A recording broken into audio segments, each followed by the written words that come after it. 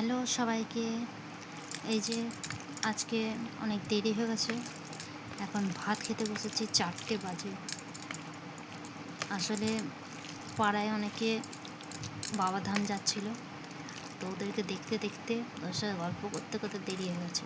তারপর জল এলো, জল ভরলাম, এই এখন খাবার খাচ্ছি। ওরা সব গেল, তারপরে এসে এখন এই পেট পুজো করছি। ওদেরকে দেখতেও খুব সুন্দর লাগছিলো, এই জন্য বেরিয়ে দেখতে গেলাম যাচ্ছে। আর একজন তো কাঁদতে কাঁদতে যাচ্ছে। আসলে ছোটো ছোটো বাচ্চা আছে, ওদের জন্য মন খারাপ করছিলো, এই জন্য আমাদেরকে বললাম দেখে যেতে। ওদের সাথেও বসেছিলাম, বাচ্চাগুলোর সাথে।